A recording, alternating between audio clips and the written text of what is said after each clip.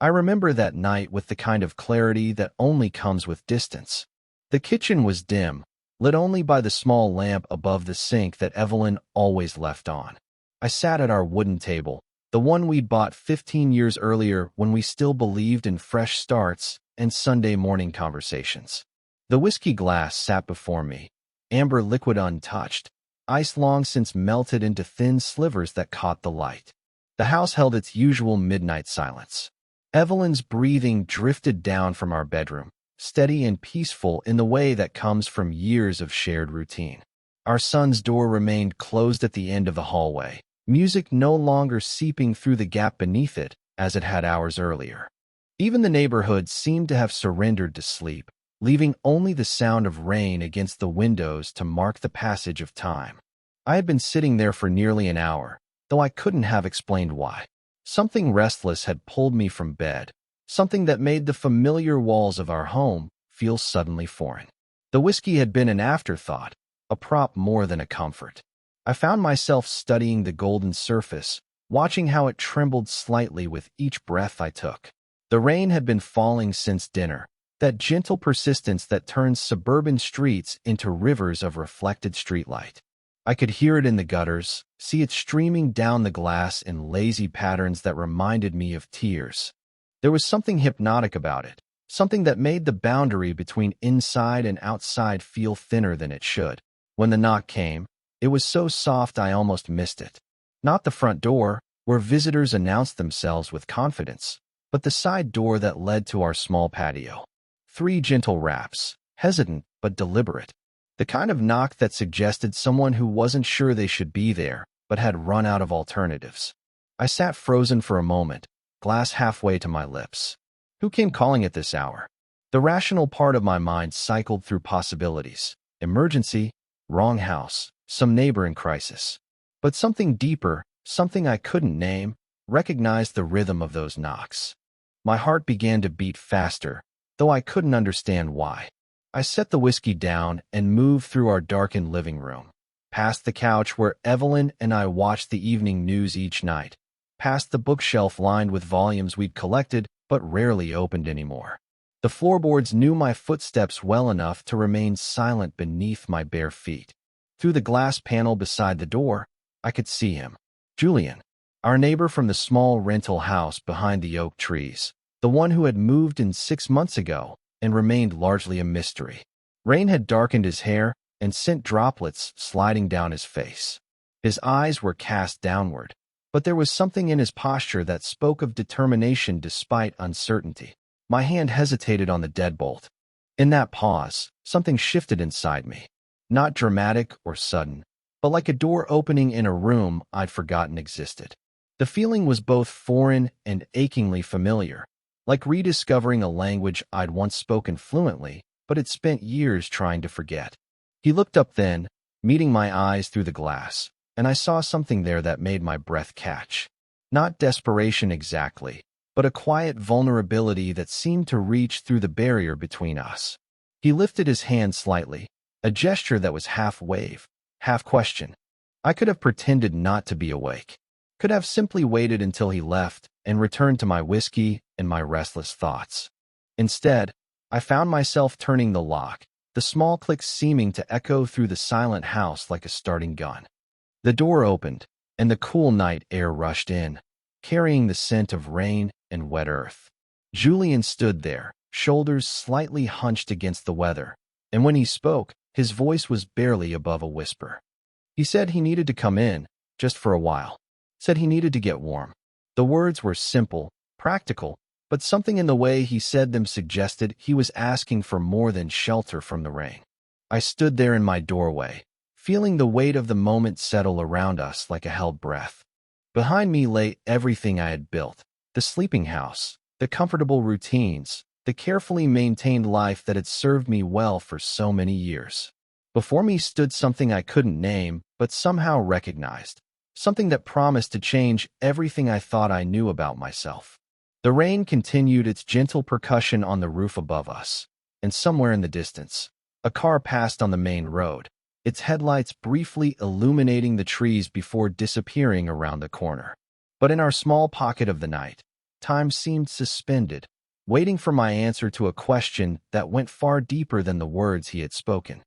I stepped aside and let him in, and with that simple gesture, I stepped across a threshold I hadn't even known existed.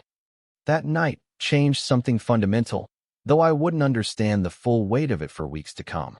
To explain why requires stepping back, examining the careful architecture of the life I had built on Maple Street, in the house with the blue shutters and the perfectly maintained lawn that I mowed every Saturday morning without fail. Evelyn and I had been married for 18 years.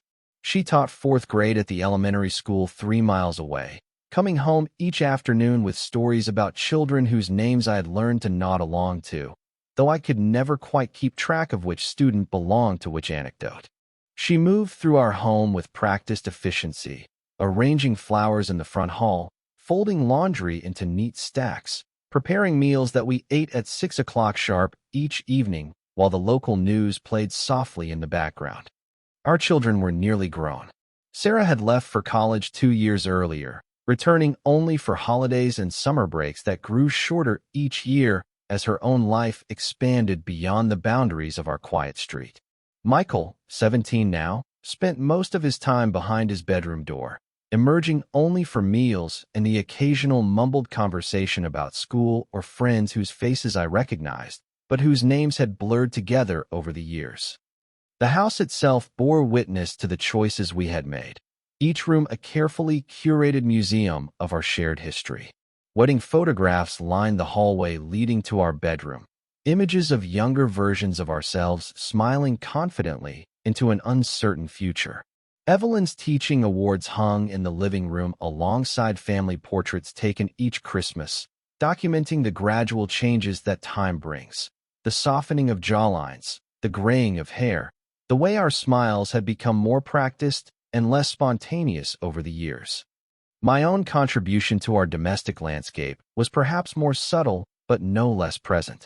Shirts hung in precise rows in our walk-in closet, organized by color and season in a system I had perfected over decades of corporate life. My briefcase sat beside the front door each morning, waiting to accompany me to the accounting firm where I had worked for the past 12 years. The commute took exactly 23 minutes, and I knew every traffic light, every turn, every landmark along the way.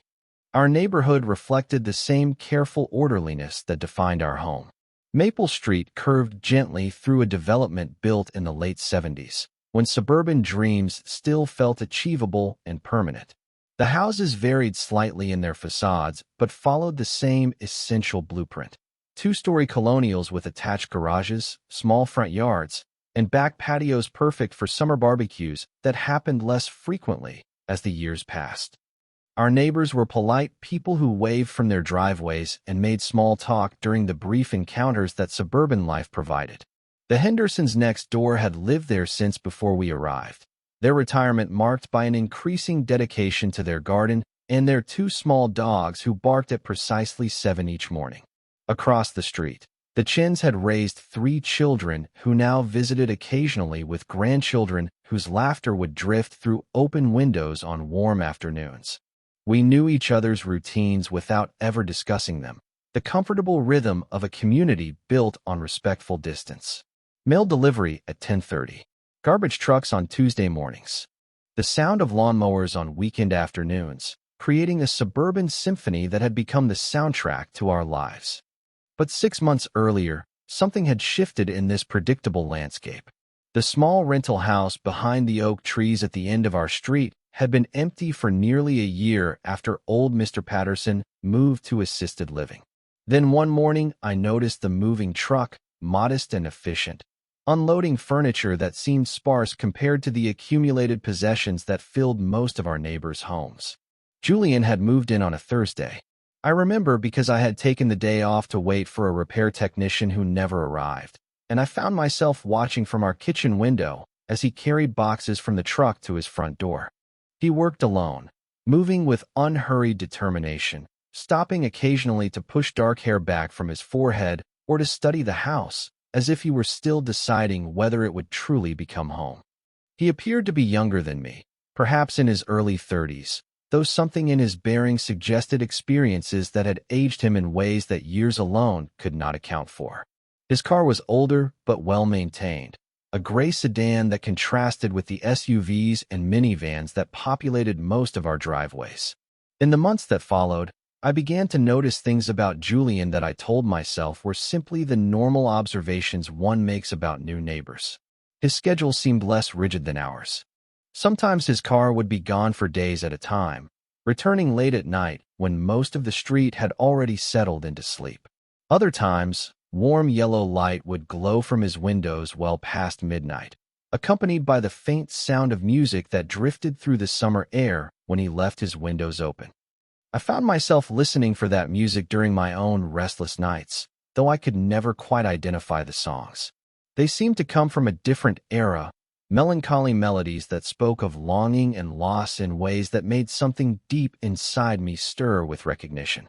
Sometimes I would stand at our bedroom window, careful not to wake Evelyn, and watch the distant glow of his house, wondering what kept him awake, what thoughts occupied his solitary hours.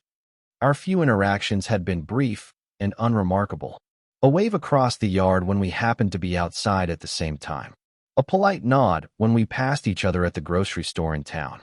Once, during a particularly heavy snowfall, I had helped him push his car out of a drift, and he had thanked me with a smile that seemed to hold more warmth than the situation required. But it was his laugh that I remembered most clearly, though I had heard it only a handful of times. It carried a quality that seemed both weary and defiant, as if he had learned to find joy despite circumstances that might have broken someone else's spirit.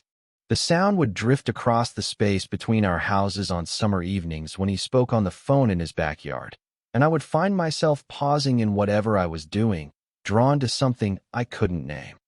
Looking back now, I understand that I was already changing before that midnight knock, already beginning to question the comfortable boundaries of the life I had built. Julian's presence on our street had introduced something I hadn't realized was missing. The possibility that there were other ways to exist, other rhythms to follow, other songs to listen to in the quiet hours when the rest of the world had gone to sleep. That night, Julian stepped across my threshold and into the warmth of our kitchen, bringing with him the scent of rain and something indefinable that seemed to shift the very air around us. I closed the door behind him, the soft click of the latch sounding somehow final in the silence that followed. He explained his situation simply, without drama or embellishment. His heating system had failed sometime during the afternoon, and despite multiple calls to his landlord, no one had responded. He had waited as long as he could, wrapping himself in every blanket he owned, but the temperature in his house had dropped to the point where sleep became impossible. He told me he had seen the light in my kitchen window and hoped I might not mind the late hour. I found myself studying his face as he spoke, noting details I had never noticed during our brief neighborly encounters. The way a small scar interrupted his left eyebrow, barely visible unless you were standing close enough to see it. The careful way he chose his words, as if he were translating thoughts from a language only he understood. His hands, which he kept mostly still except for occasional gestures that seemed to punctuate his quiet explanations. I offered him everything I could think of, a blanket from the linen closet, the couch in our living room, tea or coffee, or something stronger if he preferred. He accepted the blanket gratefully, wrapping it around his shoulders in a way that made him seem both vulnerable and self-contained. The tea, he said, would be perfect. We sat together at my kitchen table, the same table where I had been wrestling with unnamed restlessness only an hour earlier. The whiskey glass remained where I had left it, forgotten now in the presence of something more immediate and complicated. Julian held his mug carefully, as if the warmth in his hands was something precious that required protection. The conversation came slowly, tentatively, the way dialogue develops between strangers who find themselves sharing an unexpected intimacy. We talked about practical things at first, the unreliability of landlords, the age of the rental houses on our street, the way autumn seemed to arrive earlier each year. But gradually, without either of us seeming to direct it there, our words began to drift toward more personal territory. He mentioned that he had moved here from the city, seeking something quieter, something that felt less like performance and more like actual living. I found myself telling him about the early years on Maple Street, when Evelyn and I had first arrived with dreams of raising children in a place where time moved slowly enough to savor. Neither of us mentioned the obvious question: what had changed for both of us between those hopeful beginnings and this moment of sitting together in my dimly lit kitchen while the rest of the world slept? What struck me most was how comfortable the silences were between us. Not the awkward pauses that usually punctuated conversations with near strangers, but the kind of quiet that felt like shared understanding. I watched the way he breathed, steady and unhurried, as if he had learned patience in some school of experience I had never attended. I noticed how his hair, still slightly damp from the rain, curled at the edges in a way that made him seem younger than the careful composure of his demeanor suggested. The night stretched on, and I found myself reluctant to suggest that he might want to rest. There was something hypnotic about this suspended time, this pocket of the world where normal rules seemed not to apply. Outside, the rain had gentled to a whisper, and inside, the familiar objects of my daily life seemed to have taken on different meanings in his presence. When Julian finally said he should try to get some sleep, allowing me to do the same, I felt a strange sense of loss. I showed him to the living room, brought him an extra pillow, made sure he had everything he needed. But as I moved through these ordinary gestures of hospitality, I was acutely aware of something shifting inside me, some long-dormant part of myself awakening in response to his quiet presence. I left him settling onto the couch, the blanket pulled up to his shoulders, and climbed the stairs to the bedroom where Evelyn slept peacefully, unchanged by the small drama that had unfolded in the rooms below. I lay awake for what remained of the night, staring at the ceiling and trying to understand why I felt as though something fundamental had altered in the space of a few hours. Before dawn, while the sky was still dark but beginning to hint at the approaching morning, I heard the soft sounds of Julian preparing to leave. I came downstairs to find him folding the blanket with careful precision, placing the pillow exactly where he had found it. He thanked me quietly, his words carrying a weight that seemed disproportionate to the simple favor I had provided. After he left, I stood at my kitchen window and watched him walk back to his house, his figure gradually disappearing among the shadows of the oak trees. The house felt different in his absence, not empty exactly, but somehow aware of what it had briefly contained. In the days that followed, I tried to convince myself that the evening had been nothing more than a neighborly kindness, an unremarkable moment of human connection that would fade into the background noise of suburban life. But I found myself unconsciously looking for his car when I returned from work each evening, listening for the distant sound of music that drifted from his windows on warm nights. I caught myself thinking about our conversation at unexpected moments, while sitting in traffic during my morning commute, while reviewing spreadsheets in the quiet of my office, while lying in bed listening to Evelyn's peaceful breathing beside me. There had been something in the way Julian talked, in the pauses between his words, that suggested depths I had not encountered in years of polite interaction with neighbors and colleagues. A week passed before I saw him again, long enough for me to begin wondering if I had imagined the significance of that night. Then one evening, as I was checking the mail, I heard his voice calling my name from the direction of his house. I looked up to see him standing by the low fence that separated our properties, one hand raised in a casual wave that somehow felt anything but casual.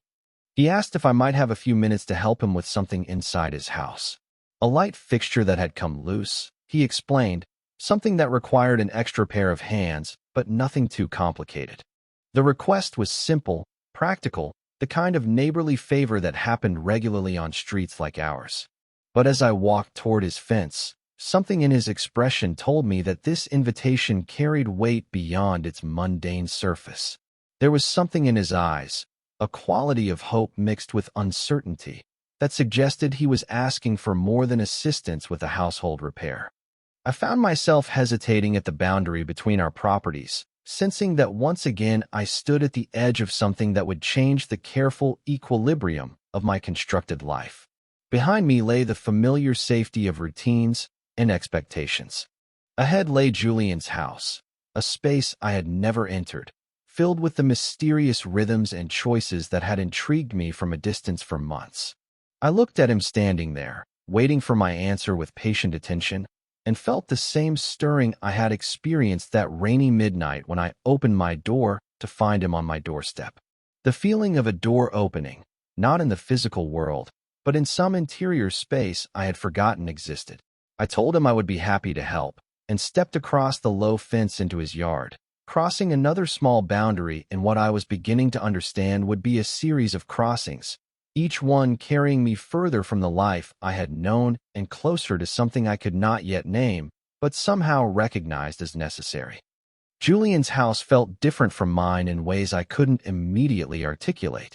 Where Evelyn and I had filled our rooms with the accumulated evidence of 18 years together, Julian's space seemed deliberately spare, as if he had learned to live with only what was essential. The walls held few decorations, but those he had chosen spoke of careful consideration. A single black and white photograph of an empty road stretching toward mountains, a bookshelf filled with volumes that showed the wear of repeated reading, a small table near the window where he had arranged a few smooth stones in a pattern that suggested meaning I couldn't decipher. The light fixture he needed help with hung in his kitchen, a simple pendant that had come loose from its mounting. The repair itself took less than 20 minutes, but something about working together in that quiet space extended time in ways I couldn't explain. Our hands would occasionally brush as we maneuvered the fixture into place, brief contacts that seemed to carry electrical charges far beyond what the moment warranted. I found myself acutely aware of his presence beside me, the way he moved with unhurried precision, the quiet concentration he brought to even this mundane task.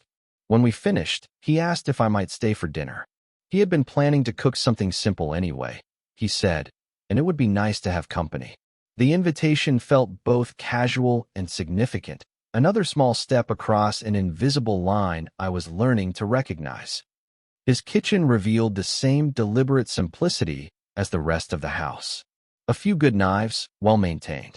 Pots and pans that showed use, but careful attention. Spices arranged not alphabetically like Evelyn preferred, but in some order that seemed to reflect how often he reached for each one. He moved through the space with the confidence of someone who had learned to feed himself well, not just adequately. He prepared pasta with vegetables from a small garden I hadn't noticed behind his house, ingredients combined with the kind of instinctive knowledge that comes from years of solitary meals elevated into something approaching ceremony. We opened a bottle of wine, nothing expensive but chosen with care, and settled at his small table as the last light of evening filtered through windows he had left uncurtained. The conversation that emerged over dinner felt different from anything I had experienced in years. Not the careful exchange of information that characterized most of my social interactions, not the comfortable but predictable rhythm of 18 years of marriage, but something that seemed to operate by different rules entirely. He asked about my work, and I found myself talking not about the daily responsibilities of reviewing accounts and managing spreadsheets, but about the strange satisfaction I took in finding patterns in numbers, the way a balanced ledger could create order from chaos. I hadn't realized I thought about my profession that way until the words left my mouth. He told me about his own work, freelance writing that allowed him to maintain the irregular schedule I had observed from my kitchen window. He specialized in travel pieces, he said, though he hadn't traveled much lately. Mostly he wrote about places from memory now, trying to capture the feeling of spaces rather than their literal geography. As the wine worked its gentle loosening, our conversation began to drift toward more personal territory. He mentioned loneliness in a way that acknowledged it without self-pity, describing the odd comfort of living alone after years of trying to fit into arrangements that had never quite worked. I found myself nodding, recognizing something in his words that resonated with feelings I had never spoken aloud. I told him about the strangeness of living in a place where everyone seemed to belong except me, though I couldn't have explained why I felt that way. Maple Street had been home for nearly 2 decades, yet somehow I had always felt like I was performing the role of suburban husband and father rather than truly inhabiting it. The words surprised me as I spoke them. I hadn't realized I carried such thoughts until Julian's careful attention drew them out of some hidden place inside me. There was something about the way he listened, completely present and without judgment, that made honesty feel not just possible but necessary. We talked about books we had read, places we had traveled, dreams we had abandoned so gradually we couldn't remember exactly when we had stopped pursuing them. I found myself telling him about my college years, when I had briefly considered studying literature instead of accounting, a choice that had seemed impractical at the time, but which I sometimes wondered about during long afternoons in my office cubicle. He shared stories of his time in the city, the way urban life could make you feel simultaneously connected to everything and isolated from everyone. He had lived with someone for several years, he mentioned casually, a relationship that had ended not dramatically but simply, like a song fading to silence. The way he spoke about it suggested depth without bitterness, loss without regret. The evening stretched longer than either of us had planned. When I finally looked at my watch, I was startled to discover it was past 11. At home, Evelyn would be asleep, Michael in his room, the house settled into its familiar nighttime routine. But here in Julian's kitchen, time seemed to operate by different laws, measured not in minutes and hours, but in the rhythm of revelation and recognition. That night became the first of many, not immediately, but gradually, as if by some unspoken agreement. Our lives began to find points of intersection that felt both accidental and inevitable. Julian would appear at our shared fence when I was checking the mail, mentioning something he needed help with or simply asking how my day had been. I would find reasons to linger in our backyard when I heard the distant sound of music from his windows. The conversations grew longer, more intimate, more essential. He would share fragments of his past, childhood summers spent with grandparents who had taught him that solitude could be a choice rather than a punishment, years of trying to fit into molds that had never quite matched his shape, the gradual recognition that authenticity might be more important than approval. I found myself reciprocating with confessions I hadn't planned to make. The dull ache that had settled into my marriage, not from any failure on Evelyn's part, but from the growing awareness that we had become roommates rather than partners, sharing space and responsibilities, but not dreams. The way my children had become strangers, not through conflict, but through the simple passage of time and the accumulation of unspoken distances. Julian never offered advice or judgment, never suggested that my situation was unusual or particularly tragic. Instead, he listened with the kind of attention that made me feel heard in ways I hadn't experienced in years. Sometimes he would nod silently, sometimes he would share a related experience, but always he created space for whatever truth I needed to speak. One evening in late October, as we sat in his living room listening to one of the melancholy records I had heard drifting through the night air all those months, I realized something had fundamentally shifted in how I understood myself. The careful boundaries I had maintained between appropriate and inappropriate thoughts had begun to dissolve. I found myself noticing details about Julian that I had no business noticing. The way his fingers moved when he gestured while talking, the particular shade of brown in his eyes when the lamplight caught them just right, the unconscious grace with which he moved through his deliberately simple rooms. More unsettling was my growing awareness of what I felt when I was with him. Not just the intellectual pleasure of good conversation or the relief of being understood, but something deeper and more dangerous. A pull toward him that felt magnetic and inevitable, a desire not just for his company, but for his attention, his approval, his presence in my life in ways that extended far beyond neighborly friendship. I began to understand that I was not just enjoying his companionship, but falling under some kind of spell, drawn into an orbit that felt both foreign and familiar. The familiarity was perhaps the most disturbing aspect of all, because it suggested that what I was feeling was not new, but rather something I had been suppressing for so long that I had forgotten its existence. Late at night, lying beside Evelyn while she slept peacefully, I would find myself thinking about Julian in ways that made me question everything I thought I knew about myself.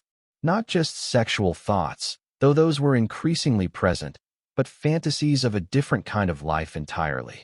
A life where I could speak honestly about what I wanted, where I could pursue connection without calculation, where I could stop performing the role of the person I thought I should be and simply exist as whoever I actually was. These thoughts terrified me in ways I couldn't fully articulate. They threatened not just my marriage or my place in the community, but my entire understanding of my own identity. I was a husband, a father, a responsible member of society who had built his life on predictable foundations. I was not someone who developed inappropriate attachments to male neighbors, not someone who questioned the fundamental choices that had shaped nearly 2 decades of adult life. Yet as autumn deepened and my friendship with Julian grew more necessary rather than merely pleasant, I began to recognize that the person I had been was perhaps never as solid as I had believed. The comfortable certainties of my suburban existence had been built on foundations I had never examined, assumptions about who I was and what I wanted that were beginning to crumble under the weight of this unexpected connection. I realized I was being pulled into Julian's orbit not just by attraction to him specifically, but by the recognition that he represented a way of living I had never allowed myself to consider. A life guided by internal compass rather than external expectation, by authentic desire rather than appropriate choice, by the courage to pursue connection even when it led into uncertain territory. The transformation was happening slowly, almost imperceptibly, like the gradual shift from autumn to winter. But I was beginning to understand that it was irreversible, that whatever was awakening in me could not be put back to sleep. The question was no longer whether I would change, but how much I was willing to lose in order to discover who I might become. The revelation came quietly, the way truth often does when we finally stop running from it. It was a Thursday evening in November, the kind of night when darkness falls early and the air carries the promise of winter. I had crossed the familiar boundary between our yards to find Julian arranging kindling in his fireplace, preparing for what the weather forecast predicted would be the first truly cold night of the season. We had settled into our usual rhythm by then, the careful dance of 2 people learning to be honest with each other in increments. He put on one of his records, something melancholy and timeless that seemed to emerge from the speakers like a voice from another era.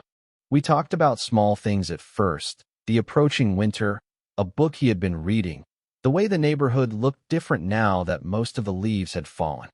But gradually, as the fire settled into steady warmth and the wine loosened the careful boundaries we maintained even with each other, the conversation drifted into more intimate territory. He spoke about loneliness again, but differently this time, not as a condition to be managed, but as a space that could be shared. I found myself describing the strange emptiness that had been growing inside me for years, the feeling of being surrounded by the components of a good life, while somehow missing life itself. The record played through to its end, and in the silence that followed, Julian leaned back against the couch cushions, his eyes heavy with wine and warmth and something that might have been contentment. I watched as his breathing gradually deepened, as the careful attention he always maintained began to soften into approaching sleep. When his head finally came to rest against my shoulder, the contact was so gentle I barely felt it at first. Just the slight weight of another person's trust, the unconscious surrender that comes when someone feels safe enough to let their guard down completely. I didn't move. I hardly breathed. Something about the moment felt too precious and too fragile to disturb with any sudden gesture. Instead, I sat perfectly still in the firelight, feeling the steady rhythm of Julian's breathing against my chest, and tried to understand what was happening inside me. The tenderness I felt was overwhelming in its intensity. Not just affection or attraction, though both of those were present, but something deeper and more fundamental. A protective instinct so strong it made my throat tighten. A desire not just to be near him, but to shelter him from whatever hardships had taught him to be so careful with his trust. In that stillness, with Julian's sleeping weight against my shoulder and the fire casting shadows on his carefully chosen belongings, I finally understood what I had been trying not to know for months. This was not friendship, though friendship was part of it. This was not escape from a marriage that had grown empty, though escape was certainly involved. This was love, not the comfortable partnership I had built with Evelyn. but the kind of love that changes the fundamental architecture of a person's life. The recognition was both shocking and utterly familiar, like rediscovering a language I had spoken fluently as a child but had forgotten I knew. I realized that I had been in love with men before, in college, in those early years when possibility still felt infinite. But I had trained myself not to recognize those feelings, to redirect them into safer channels, to build a life that would protect me from ever having to face what I was facing now. Julian stirred slightly in his sleep, and I found myself looking down at his face in the firelight, memorizing details I had no right to memorize. The way his eyelashes cast shadows on his cheekbones, the small scar that interrupted his left eyebrow, the vulnerability that sleep brought to features that were usually so carefully composed. I sat there for nearly an hour before he woke, and when he did, there was a moment of disorientation before he realized where he was. He pulled back from my shoulder with an apology, but something in my expression must have told him that no apology was necessary. We looked at each other for a long moment, and I wondered if he could see the recognition in my eyes, if my face betrayed the enormous shift that had occurred while he slept. He didn't ask what I was thinking. Instead, he simply said it was probably time for me to go home, and I agreed, though leaving felt like the last thing I wanted to do. I walked back to my house in the cold air, feeling as though I was moving through a world that had fundamentally altered while maintaining the exact same appearance. The storm came 3 days later, one of those early winter storms that arrives with surprising violence. By evening, power lines were down throughout our neighborhood, leaving Maple Street in darkness broken only by the occasional flicker of candlelight in windows. I was sitting in our kitchen with a battery-powered radio, listening to reports of outages across the county, when Julian appeared at the side door. This time he didn't knock. Something about the storm had changed the rules we usually followed. He simply stood there in the glass panel until I noticed him, then raised his hand in a gesture that was both greeting and question. When I opened the door, he didn't explain why he had come. He didn't mention his heating system or ask for shelter. Instead, he simply said that he thought I might have candles, that it seemed like a good night not to be alone. His honesty was so direct, so free of the careful politeness that usually governed our interactions, that I felt something shift between us even as I invited him inside. I found candles in the emergency supplies Evelyn kept in our pantry, and we arranged them throughout the kitchen and living room until the darkness was transformed into something warm and intimate. The storm continued outside, wind rattling windows and sending branches scratching against the house. But inside we created a pocket of calm that felt removed from the ordinary world. We talked quietly, our voices lowered by the candlelight and the sense of isolation the storm had created. But gradually, the conversation began to trail off into comfortable silence. Not the awkward pause of people searching for words, but the deeper quiet of two people who had run out of things they needed to hide. I found myself looking at Julian's face in the flickering light, and this time I didn't try to hide my attention. Something about the storm, about the darkness beyond our circle of candles, had stripped away the careful boundaries we usually maintained. When he looked back at me, I didn't glance away. We sat there for a long moment, simply looking at each other with the kind of directness that would have been impossible under ordinary circumstances. I could see something in his expression changing, recognition dawning, and I wondered if my own face was betraying the same careful revelation. Finally, he spoke, his voice barely above a whisper. He said I didn't have to pretend with him. The words were simple, but they carried the weight of everything we had been carefully not acknowledging for months. They were permission and invitation and recognition all at once. When I reached across the space between us, when my hand found his in the candlelight, the contact felt like the completion of a circuit that had been building charge for months. Not a beginning, though beginnings were certainly involved, but recognition of something that had always been true, something I had spent most of my adult life trying not to know about myself. His hand was warm and slightly rough from whatever work he did in his small garden, and when our fingers interlaced, I felt a sense of rightness so profound it was almost overwhelming. This was what I had been searching for without knowing I was searching, what had been missing from 18 years of marriage and suburban stability and careful adherence to expectations. The storm continued outside, but inside our circle of candlelight, time seemed suspended. We sat there holding hands in the darkness, and I understood that everything was about to change, that whatever happened next would require me to choose between the life I had built and the truth I had finally allowed myself to recognize. But in that moment, with Julian's hand warm in mine and the storm creating a boundary between our private revelation and the world beyond, choice felt less urgent than simple acknowledgement. For the first time in my adult life, I was exactly where I belonged, exactly who I was, with exactly the person I was meant to be with. The recognition was both terrifying and inevitable, but it was also, finally, true. The days that followed felt like living in two worlds simultaneously, neither of them quite real. In one world, I continued the routines that had defined my life for 18 years. I woke at 6:30, showered, dressed in the carefully pressed shirts that hung in precise rows in our closet. I drove the familiar route to work, spent 8 hours reviewing accounts and managing spreadsheets, returned home to find Evelyn preparing dinner with the same efficient grace she had always possessed. But underneath this performance of normalcy, another world had opened up, one where Julian's hand in mine had changed the fundamental frequency at which I existed.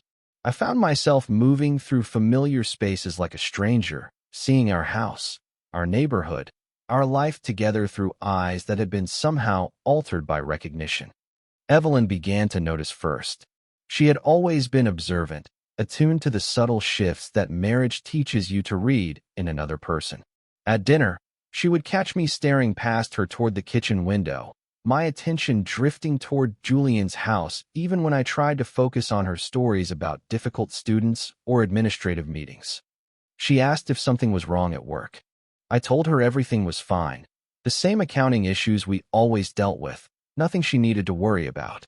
But my voice carried a hollowness that made her study my face with the kind of attention she usually reserved for students she suspected were hiding something important.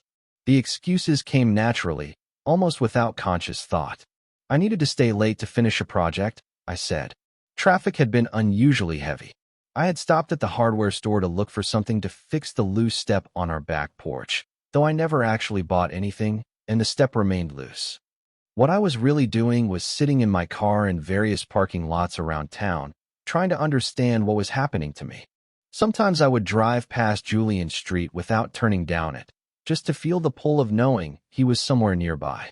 Other times I would park at the grocery store and simply sit there, watching ordinary people move through their ordinary lives while I tried to comprehend how everything familiar had become suddenly foreign. One evening, I miscalculated how long I had been driving aimlessly and arrived home nearly an hour later than usual. As I pulled into our driveway, I saw Michael's face appear at his bedroom window, watching me sit in the car with the engine off and the headlights dark. I realized I had been staring at nothing, lost in thoughts that had no resolution, paralyzed by the impossible choice that seemed to define every moment now. When I finally went inside, Michael was waiting in the kitchen. He asked if I was okay, his 17-year-old concern mixing awkwardness with genuine worry. I told him I was just tired, but something in his expression told me the explanation wasn't sufficient. He had seen me sitting there in the darkness, and that image had disturbed him in ways he probably couldn't articulate. Evelyn began asking more direct questions. Was I unhappy at work? Was I feeling well? Had something happened that I needed to talk about? Each question felt like a trap, not because she was trying to catch me in something, but because any honest answer would require me to destroy the life we had built together. I found myself lying more elaborately than I had ever lied before. I invented frustrations with colleagues, concerns about budget projections, even a vague worry about my health that I claimed was probably nothing, but which accounted for my distraction. The lies came easily because they were partially true. I was concerned about my health, though not in the way she understood.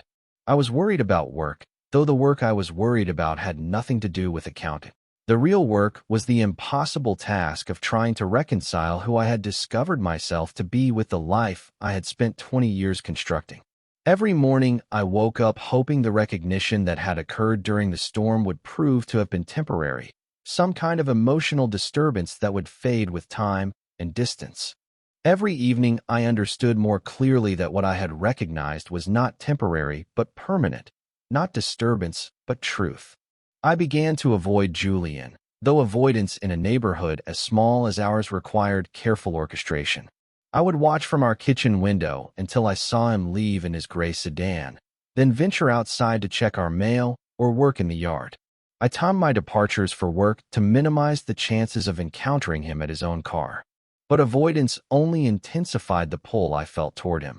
The more I tried to restore the careful distance that had existed before that night in the storm, the more I understood how impossible that restoration was.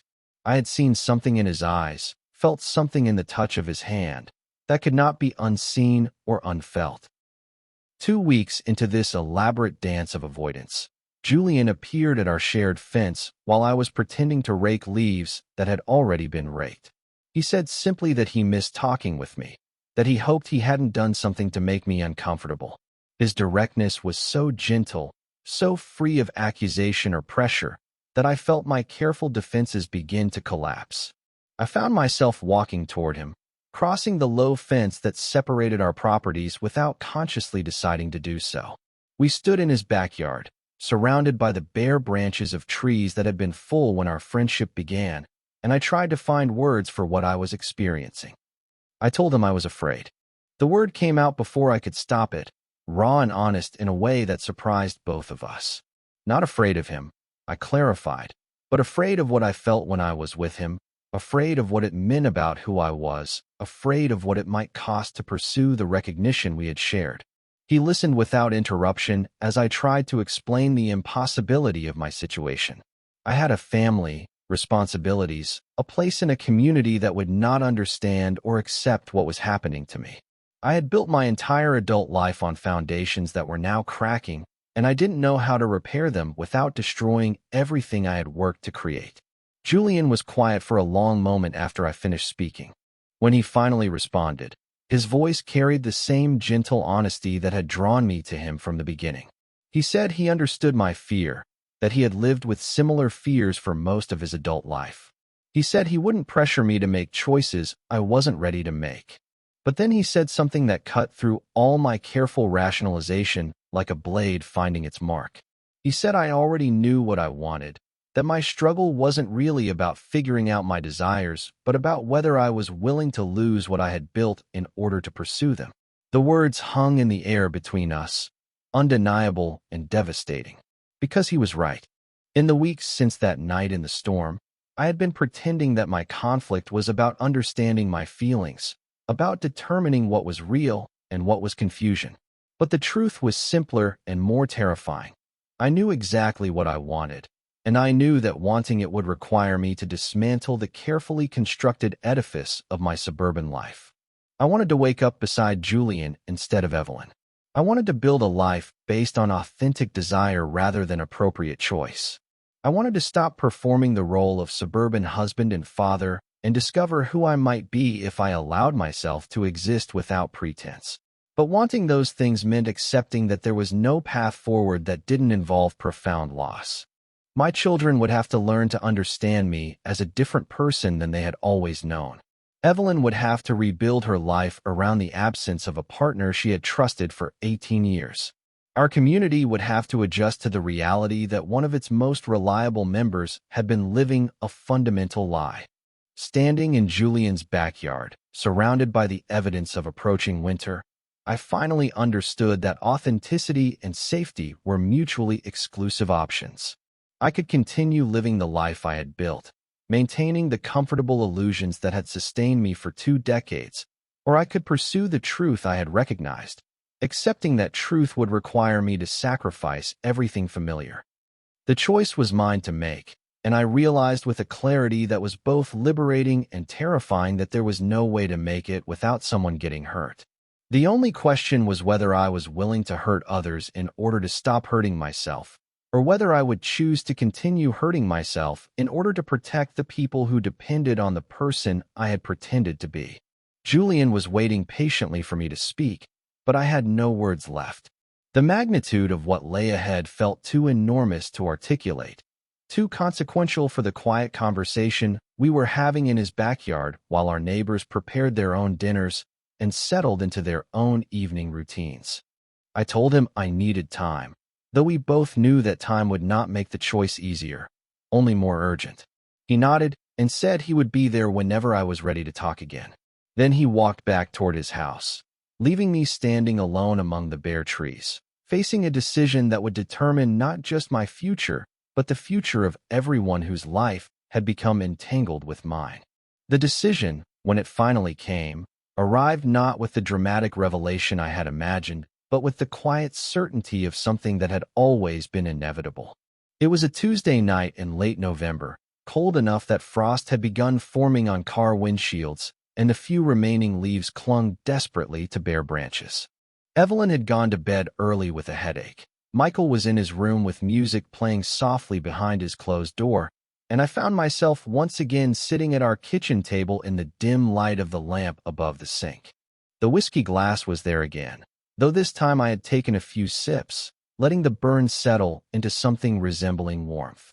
But the alcohol couldn't touch the cold that had taken residence deep inside me, the kind of cold that comes not from weather, but from the gradual understanding that you have been living someone else's life. Earlier that day, Evelyn had asked me directly if I was having an affair. The question had come without warning, delivered in the same matter-of-fact tone she used to discuss grocery lists or parent-teacher conferences. We were standing in our kitchen, she was preparing dinner, and suddenly the careful distance I thought I had been maintaining revealed itself as transparent as tissue paper. I told her no, which was technically true. Julian and I had shared one moment of hand-holding during a storm, had acknowledged something that existed between us, but had not acted on it beyond that single recognition. But even as I spoke the word, I understood that the truth was more complicated than simple physical infidelity. She studied my face for a long moment, and I saw 18 years of marriage in her expression. The accumulated knowledge of how I looked when I was hiding something, the patient concern of someone who had invested too much in another person to simply walk away without understanding what was breaking between us. She said she could see that I was somewhere else, that for weeks I had been present in body but absent in every way that mattered. She asked if there was something I needed to tell her, something that might explain why the man she had shared nearly 2 decades with had become a stranger. I wanted to tell her everything. Part of me longed to explain about Julian, about the recognition that had occurred during the storm, about the impossible choice I was facing between authenticity and safety. But I also knew that such honesty would transfer my pain to her, would force her to carry the weight of a revelation she had done nothing to deserve. Instead, I told her I was struggling with some things about myself, that I needed time to work through them, that I hoped she could be patient while I figured out what I needed to do. The words were careful and inadequate, but they were the closest I could come to truth without destroying her world in a single conversation. She nodded, though I could see the hurt in her eyes, the frustration of being asked to wait for an explanation I couldn't provide. She said she loved me, that she wanted to help if I would let her, but that she couldn't continue pretending everything was normal when it clearly wasn't. Now, sitting alone in our kitchen while my family slept above me, I understood that pretending was no longer an option. The careful performance that had sustained me for months was requiring too much energy, hurting too many people, accomplishing nothing except the postponement of an inevitable reckoning. I thought about the conversation I had avoided having with Julian for 2 weeks, the recognition we had shared, and then carefully not discussed. I thought about Michael watching me sit paralyzed in our driveway, about Evelyn's patient questions that I couldn't answer honestly, about the growing distance between who I was pretending to be and who I actually was. The suitcase was already packed, sitting in the coat closet where I had hidden it 3 days earlier during a moment of clarity that had later dissolved into familiar uncertainty. It contained enough clothes for a week, some books, the few possessions that felt truly mine rather than ours. Not much evidence of 20 years of suburban life, but enough to begin something else. I pulled a piece of paper from the drawer where we kept grocery lists and insurance documents, and began writing a letter to Evelyn. Not an explanation, because I still couldn't find words for what was happening to me, but an apology. For the distance, for the lies of omission, for the fact that I was choosing to leave rather than continuing to hurt her with my presence. I wrote that she deserved someone who could love her completely, without reservation, without the constant awareness that something essential was missing. I wrote that our children deserved a father who was authentic rather than performative, even if that authenticity came at the cost of the family structure they had always known. I wrote that I was sorry for not understanding sooner who I was, for building our life together on foundations that were never as solid as they appeared. I wrote that none of this was her fault, that she had been exactly who she was supposed to be while I had been trying to become someone I was never meant to become. When I finished, I folded the letter carefully and placed it on the table where she would find it in the morning. Beside it, I set my wedding ring, the gold band that had marked 20 years of promises I had tried and failed to keep in the way they were intended.